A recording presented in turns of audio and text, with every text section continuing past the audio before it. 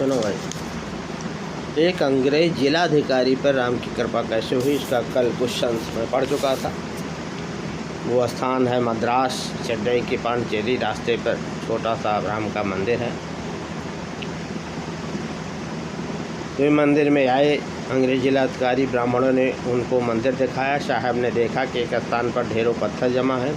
साहब ने ब्राह्मणों से पत्थरों के जमा कर रखने का कारण पूछा। ब्राह्मणों ने जवाब दिया जिलाधिकारी अंग्रेज महोदय को, साहब श्री सीता जी का मंदिर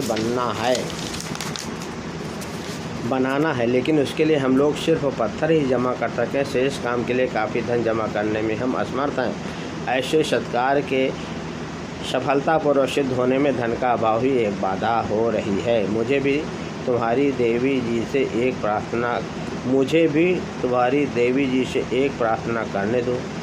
वहाँ के भक्त ब्राह्मण अपनी अपनी मनोरथ के अनुसार भगवान श्री रामचंद्र जी और माता सीता जी के गुणों और महिमाओं का वर्णन करने लगे। उसे सुनकर जिलाधिकारी अंग्रेज साहब उन लोगों से पूछा, क्या तुम लोग विश्वास करते हो कि तुम्हारी देवी भक्तों की मनोकामना पूरी करेंगी? अंग्रेज जिलाधिकारी पूछ रहा। एट दैट टाइम, उस समय का ब्राह्मणों ने दृढ़तापूर्वक जवाब दिया, निसंदेह। ये होता विश्वास। कलेक्टर साहब ने फिर पूछा, अच्छा यदि मैं भी तुम्हारी देवी से कुछ प्रार्थना करूँ तो मेरी इच्छा भी उनकी कृपा से पूरी होगी? इसको कहते हैं जिज्ञासा। हम लोग जिज्ञास भी नहीं हो पाते। ब्राह्मणों ने जवाब दिया, जरूर। तब साहब ने उन लोगों से कहा, यदि तुम लोगों की बात सच हो तो मैं भी तुम्हारी देवी से प्रार्थना करता हूँ कि इस झील की रक्षा, जिसकी मरम्मत हड़ताल हो रही है और पीछे जिसका नाश भी हो जाता आ रहा है, यदि तुम्हारी देवी जी की कृपा हो जाए तो तुम्हारी देवी जी का मंदिर बनाने का भार मैं अपने ऊपर लूँगा।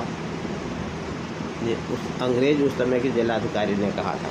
प्रार्थना करके साहब वहाँ से लौट गए। मरम्मत का काम पूरा हो जाने के बाद साहब अपने घर चले गए।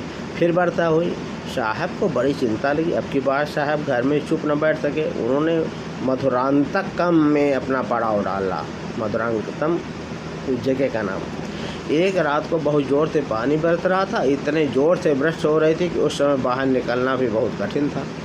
साहब बहुत अधीर हो उठे। उनको जरा भी चैन न मिला। वे तुरंत हाथ में छतरी लेकर झील की तरफ लपके। उनके दो नौकर जो उस समय जाग रहे थे पीछे पीछे चले, चूँकि कलेक्टर साहब थे। उनको साहब के काम पर बड़ा अचरज हो रहा था। साहब झील के बांध पर आकर खड़े हो गए। आकाश में मूसलाधार बरसा हो रहे थे। रह रहकर बिजली चमकती थी। बिजली के प्रकाश